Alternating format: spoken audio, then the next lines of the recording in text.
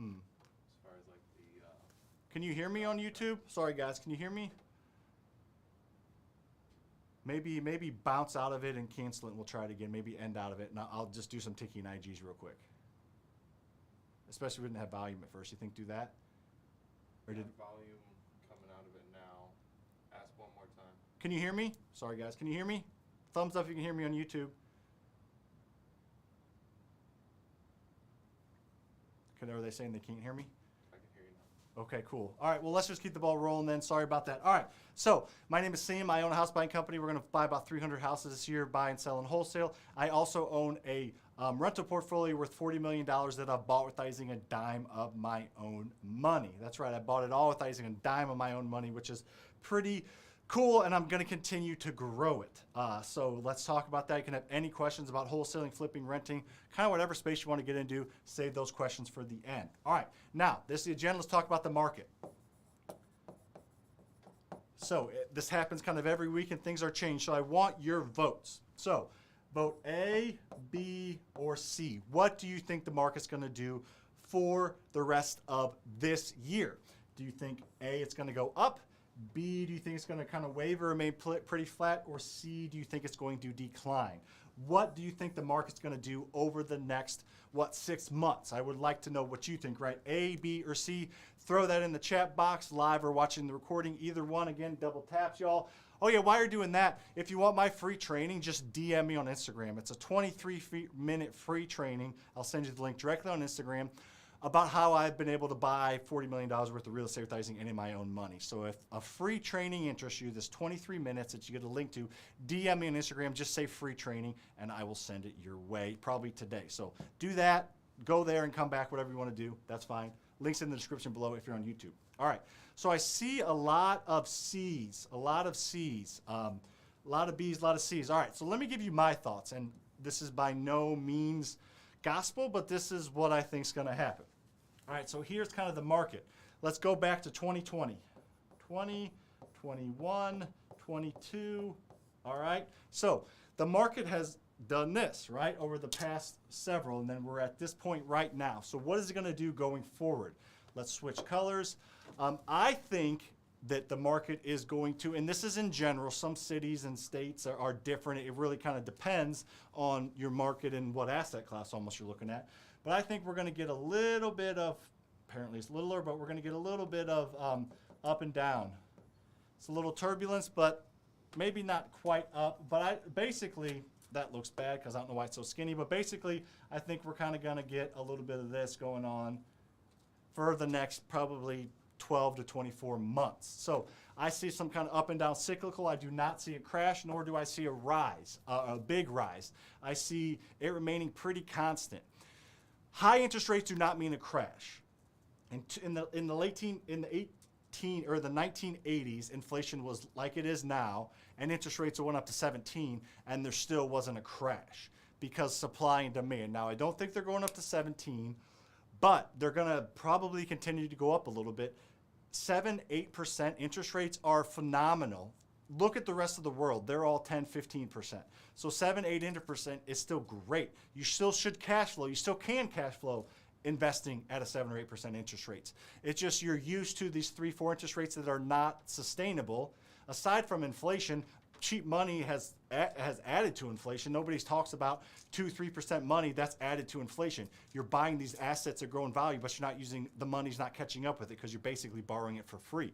So that's not sustainable. That's not normal. People made a crap ton of money in real estate in the 80s, in the 90s, all these times with higher interest rates. So the interest rates are going to be a sticker shock to some people. They're going to scare some people away, but I think there's going to be more opportunity. I think I'm going to make more money in this market than in this market because there's going to be less competition. There's still going to be deals. Yes, there's doomsdayers, zombie apocalypse people. That's fine. You have your opinions that the world is ending. There's going to be a reset. And, you know, Snoopy's going to come and be president, and there's aliens going to take over. That's fine. I think that's what's going to happen. People have thought that for thousands of years, and that has yet to happen. So I take a little bit more realistic, a little bit better perspective. I look at stats. I look at data. I look at what I think. I look at what other people think. And that's how I've arrived at the fact that the market's going to slow down but not crash. There's too little supply.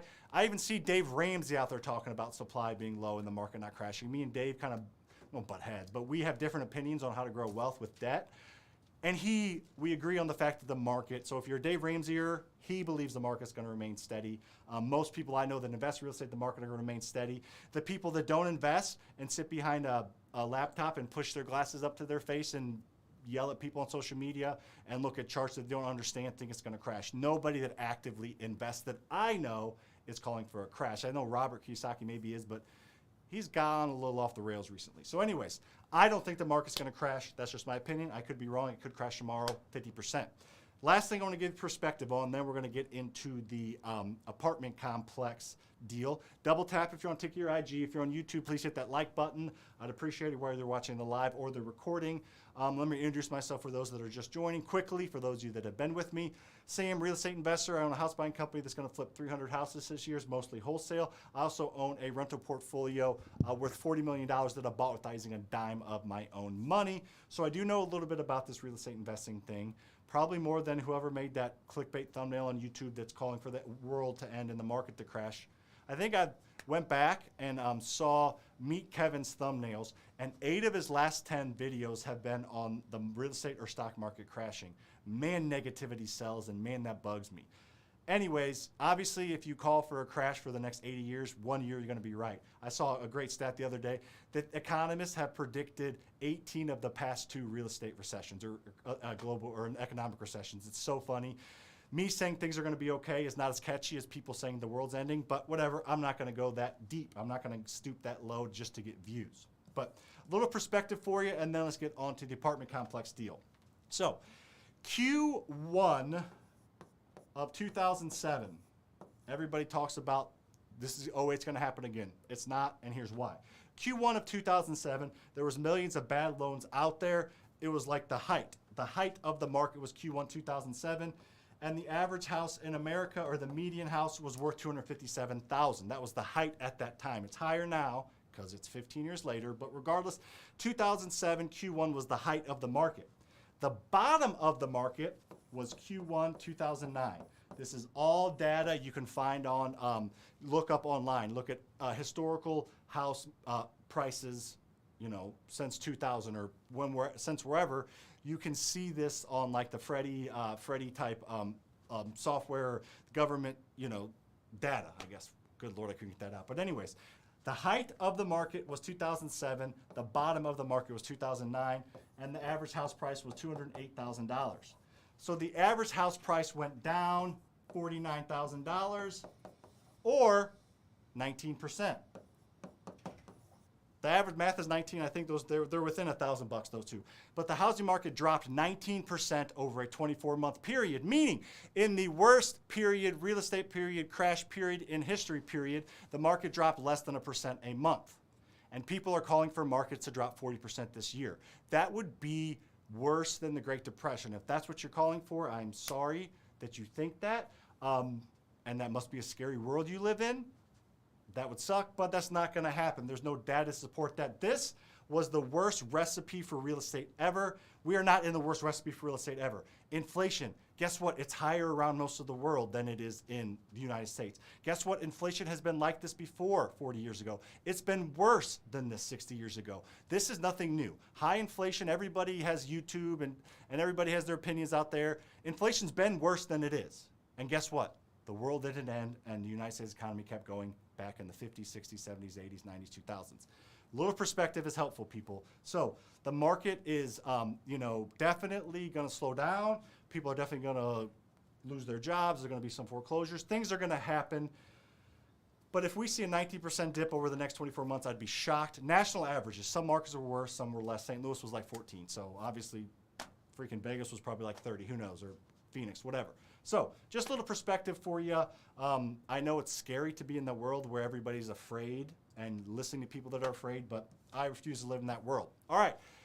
DM me on Instagram if you want my free training. Let's get into my apartment complex, my first apartment complex deal.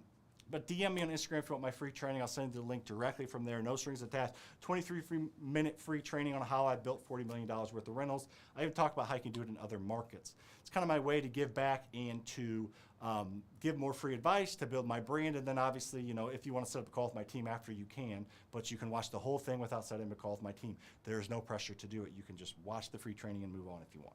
All right. So my first apartment complex deal was a 9. Oh, goodness, what did we did here? I drew a circle. All right, this is the new software they have on here. But anyways, in 2015, I bought it. It was a 9-unit, and I bought it for $255,000. That's a crazy price. I mean, even then, that was a crazy price. So in 2015, I bought a 9-unit for $255,000. It was a 90-apartment complex, not in the best shape. I had probably 7 or 8 single-family rentals at the time. And I went to the bank, and they're like, yes, we'll finance this, but you got to put 25% down. I didn't have it at the time, so I got creative. So I had to put 25% down. So 25% of this was funded by a private lender. And 25% of 255, I believe, is $64,000. So my private lender wrote me a check for $64,000. So I put $64,000 down on this apartment complex with the bank. Now, my private lender got 25% ownership. He got 25% ownership in the building, the future value of it, as well as the cash flow, the net cash flow at the end of every month. If we collected $1,000 a month rent that month, he got $250 of it. So it was a hefty price to pay for us and a passive income gain for him, but he was willing to take the ride with us. And the other $191,000, the bank did. The bank did the other $191,000 or 75%. So the bank did the rest of the note. It's $191K. Sorry, my writing sucks, but 191 plus 64 is 255. So the bank did 75%, the private lender did 25%. So we bought it, and it did all right for a couple of years. This is 2015. You know, it went. You know, we got better tenants in place. You know, it was a little bit of a mess getting tenants in and out, rehabbing units. We ended up kind of using some cash flow from other properties to help. We used some cash flow from that. We got it turned around, but it took a little bit of time because we didn't know what the F we were doing. So we didn't know what we were doing, but we kind of worked through it like we did everything else. Give it a like on YouTube if you have not. Share this, TikTok, YouTube, Instagram. Share this with anybody that is interested in real estate. I feel like this is a lot of really good free information. All right, make sure you follow me on TikTok, YouTube, and Instagram, by the way. I give away more free advice than anybody. All right, so here we go. I got a ton of imposter accounts on all platforms, so be careful. All right, so now let's flash forward. I'll scroll back down, but let's forward to 2020 we did this. 2020, so a couple years ago. The property appraised for $550,000. Now, why did it appraise for double what we bought it for?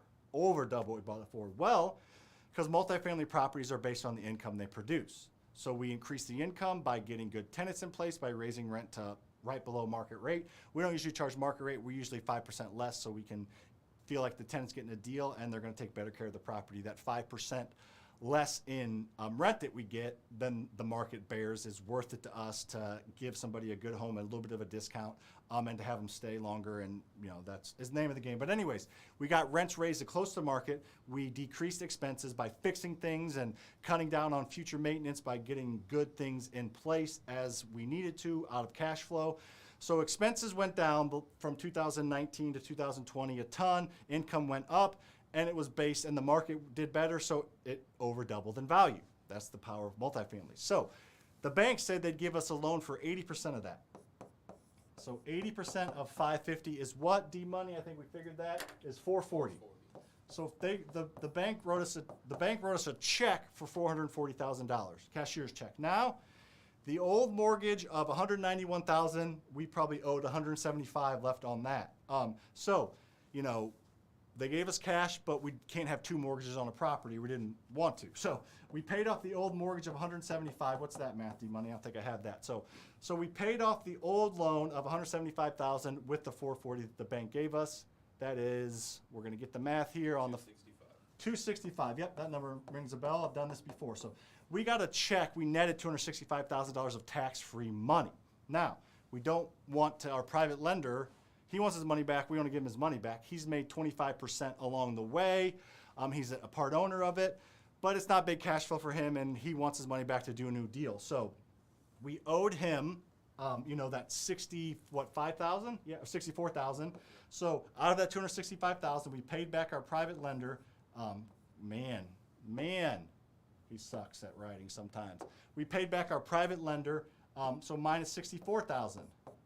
Plus, he was 25% owner, so in order to get him out of that, he had a good deal. We ended up kind of making it a round number and giving him another, on top of the 25% cash flow he's made, we ended up giving him another, what is it? I think it was, 60, what is this? Minus 64 is, what is that? 201.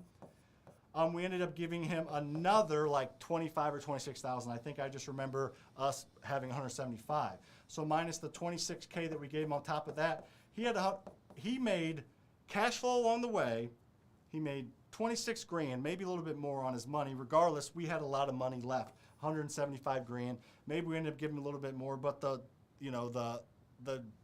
purpose of this whole story is to show you that we bought this apartment complex that doubled in value. We didn't know what we were doing, but we figured it out, used a private lender, used the banks, paid them back, and now we own this 100%. And I think it just appraised for over 600,000 a couple years later. So we own 100% of it, worth well over 600,000, producing 1,500, $2,000 of cash tax, or it's tax-free because it's rent from the cash flow because of depreciation, but of positive rent plus equity, and we had cash to boot that we used to pay off a house, and then we took a line of credit on that house. So that is the case study on that. So if that was too much for you, TikTok, Instagram, this is going to be saved on my YouTube. So go check it out there at Sam Faster Freedom. DM me on Instagram if you want my free training. So let's do some Q&A, and then if you'd like to, I can kind of get into a topic. I can do a little bit deeper dive on wholesaling or flipping or renting. We can do a little bit deeper dive if you'd like. But for now, let's do a little bit of Q&A. What questions do you have? I can see the screen on YouTube. Throw your questions, like the video before, but throw your questions on YouTube. I can see the screen up there. If you have any questions on here. If you have any questions, double tap the screen on here, everybody. So let me know what questions you have, and DM me on Instagram while we're waiting for the questions. If you want for that free training, I'll get it over to you very, very quickly. See some questions coming across.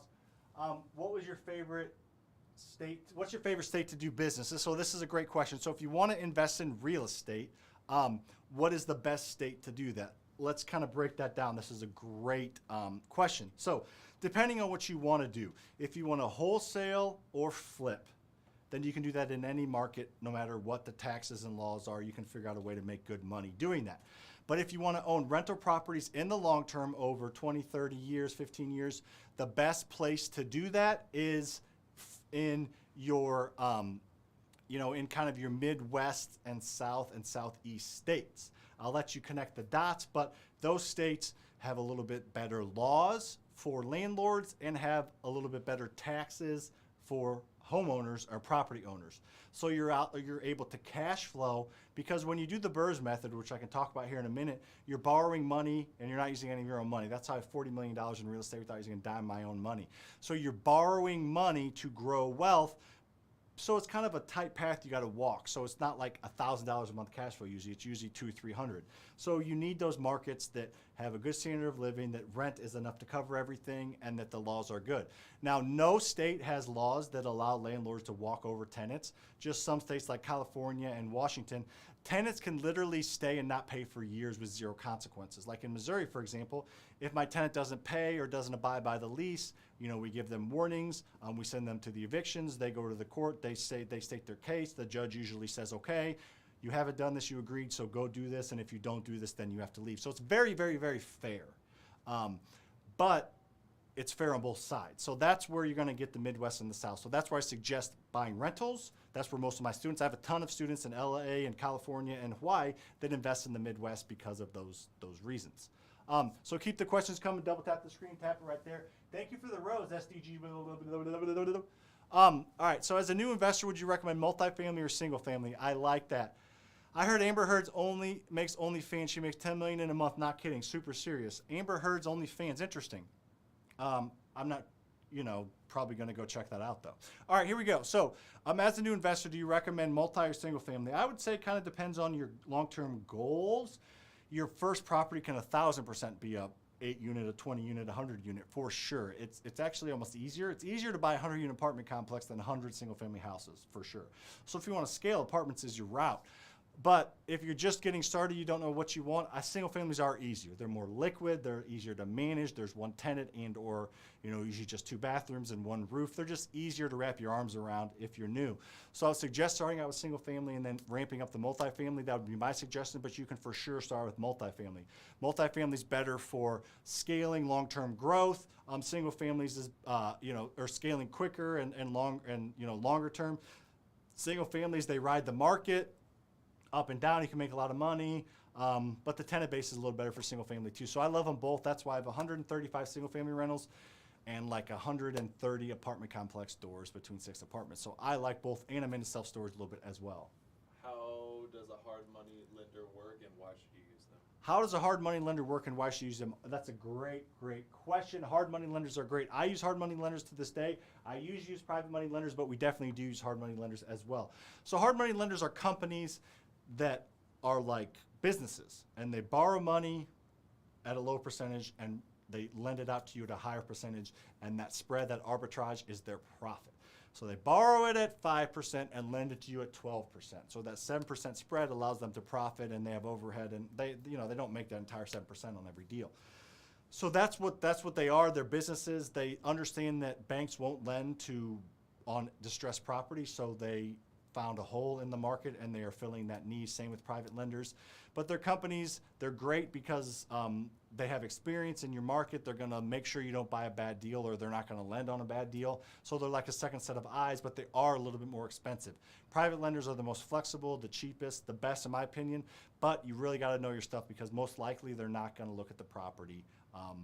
They're going to just trust you. So depending on your experience level and your comfort level, depending on which one you want to go to. Hard money lenders are usually a little bit more stringent on who they approve and what they approve. Like I said, private lenders are just relationship based. What other question? Don't invest in him. Don't invest in who? He talking about? What other questions y'all got on here? Double tap the screen. Let me know where you're from. How do you find private money lenders? It's relationship based. It's going to be based on your network's network. It's usually not a rich uncle or aunt or parent. 99% of the time, it's a connection of a connection. So you just kind of got to get your name out there and get the word out there. So that's kind of what we're talking about. So there. So all right, you ready to enter on their D-Money?